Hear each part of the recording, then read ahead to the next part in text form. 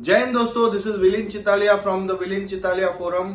आपका बहुत बहुत शुक्रिया मेरे चैनल को सब्सक्राइब और वॉच करने के लिए। आपके व्यूज हमारे लिए बहुत मायने लगते हैं। आज मैं आया हूं टी शर्ट में, मतलब आज कुछ रॉकिंग और बड़ी खबर के साथ आया हूं।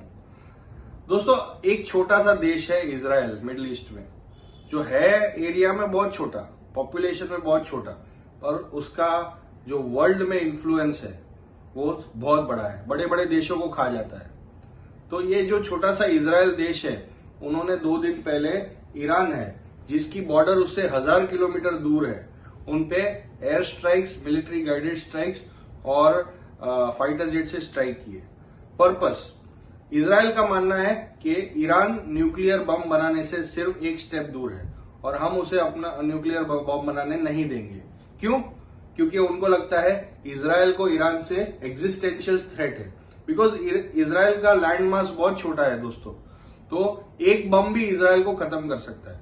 तो इजराइल का कहना है, इजराइल एक खुद न्यूक्लियर पावर कंट्री है, उनके पास भी न्यूक्लियर पावर है और उनका इन्फ्लुएंस बड़े बड़े देशों में जैसे यूनाइटेड स्टेट्स में इतना है कि कहा जाता है कि यूनाइटेड स्टेट्स की इकोनॉमी बड़ी बड़ी कंपनियां ज्यूज यानी कि यहूदी लोग चलाते हैं। तो अमेरिका इनके साथ खड़ा है, तो उन्होंने एयर स्ट्राइक्स कर दिया। कहा जाता है 200 ठिकानों पर एयर स्ट्राइक किए गए और इतने प्रिसीशन गाइडेड मिसाइल्स थे कि उनके जनरल्स, उनके साइंटिस्ट, उनको घरों में घुस के मिसाइलों ने मारा है। जैसे अगर एक एग्जांपल दूं, उनके पास इतनी बढ़िया टेक्नोलॉजी है कि 1 मीटर भी यहां से वहां उनका टारगेट होता नहीं है।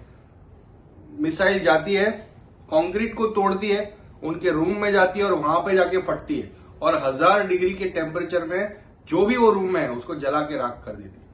तो रिपोर्ट से माना जाता है कि 4 न्यूक्लियर साइंटिस्ट और 3 जनरल्स को उन्होंने मारा है इन अटैक्स में, और न्यूक्लियर फैसिलिटीज जहां पे न्यूक्लियर उनका यूरेनियम एनरिचमेंट होता है उसको भी तबाह किया है।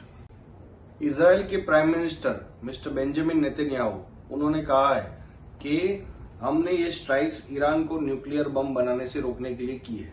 बट कल ईरान के सुप्रीम लीडर मिस्टर खामेनी, उनका जवाब आया कि हम किसी के भी दबाव में नहीं आएंगे और ये जो अटैक्स है it is an act of war, और ईरान इसका फुल जोश से रिप्लाई करेगा और ये कॉन्फ्लिक्ट बहुत जल्दी खत्म नहीं होगा।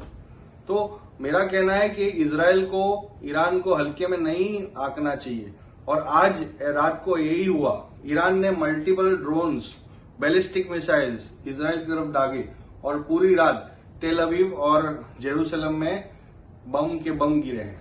We don't know the extent of damage क्या हुआ है, बट न्यूज में जैसे आ रहा है ये सिचुएशन डेवलप हो रही है। तो फ्रेंड्स, अभी हम ये डिस्कस करते हैं कि मिडिल ईस्ट का प्रॉब्लम क्या है, ईरान और इजराइल किसके साथ कौन खड़ा है, ये आगे डिस्प्यूट कितना बड़ा हो सकता है। तो थोड़ा मैं पीछे जाऊंगा। इजराइल एक यहूदियों का देश है जो वर्ल्ड वॉर 2 के बाद बनाया गया था और वहां पे यहूदियों के लिए जमीन दी गई थी।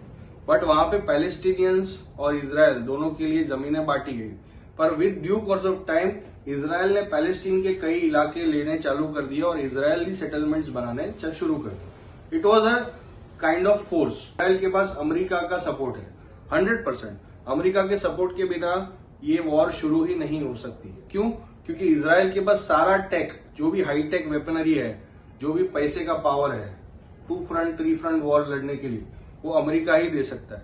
और ये ऐसा नहीं है कि पाकिस्तान जैसे कि उन्हें अमेरिका के पास जाके भीख मांगनी पड़ती है। ये बंदा नेतन्याहू वहां जाके डिक्टेट करता है, बिकॉज ज्यूज रन अमेरिका। तो नेतन्याहू का जो ऑरा है, जो इतना छोटे देश का इतना बड़ा नेता है वो, और वो बड़े बड़े देशों को मिलिट्रीली हरा चुके हैं तो उन्होंने ये अटैक किया है। ये कॉन्फ्लिक्ट में दोस्तों कई देशों ने साइड लेने शुरू कर दिए, जैसे सऊदी अरेबिया, यमन, ये सब लोग बोल रहे हैं कि हम ईरान के साथ हैं, बट अंदर से एंजॉय कर रहे हैं कि ईरान को ठोको। क्यों? क्योंकि अंदर अंदर मुस्लिम वर्ल्ड में भी बहुत सारी एनिमिटीज, बहुत सारे प्रॉब्लम्स है तो ये kind of a proxy conflict शुरू हो गया है कि ईरान के पीछे चाइना, रशिया, ये सब खड़े हैं और इजराइल के पीछे अमेरिका खड़ा है। तो it's a proxy conflict of big powers और ये बहुत जल्दी एस्केलेट हो सकता है। एक्चुअली ये प्लान था कुछ महीनों पहले अटैक करना, क्योंकि इनके पास सारी इंटेलिजेंस आ गई थी इजरायलियों के पास कि न्यूक्लियर बॉम्ब बहुत एडवांस स्टेजेस पे बनना चालू हो गया है। बट बीच में इंडिया पाकिस्तान का कॉन्फ्लिक्ट हो गया तो 2 महीने वो सब टेंशन डिफ्यूज करने में गए। और ये एक बहुत सोची समझी चाल है और टाइमिंग अगर आप देखें तो परफेक्ट है, बिकॉज रशिया आज यूक्रेन के वॉर में फंसा हुआ है। वो डायरेक्टली ईरान को हेल्प नहीं कर सकता। ऑफ कोर्स मिलिट्री इक्विपमेंट भेज सकता है, पर उनकी भी इकोनॉमी अभी बैठी हुई है, वो नहीं कर सकते। और चाइना तो क्या, पाकिस्तान के साथ इंडिया का युद्ध हुआ तभी भी वो डायरेक्टली इनडायरेक्टली सामने नहीं आया, वो न्यूट्रल ही रहा और उन्होंने खाली थोड़ा बहुत सामान दिया जो फेल हो गया, क्योंकि चाइनीज इक्विपमेंट है वो एक दिन भी नहीं चलता है। और जो अमेरिकन रशियन इक्विपमेंट्स है that is all combat tried tested equipment.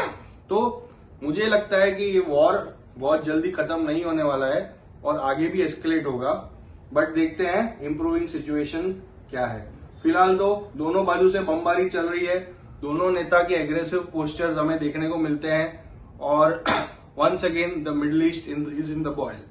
तो गाइज आपको ये वीडियो कैसा लगा, ये कॉन्फ्लिक्ट के बारे में और भी हम जैसे डेवलप होगी सिचुएशन आपको जानकारी देंगे।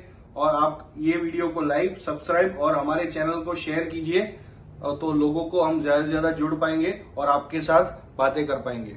जय हिंद, थैंक यू।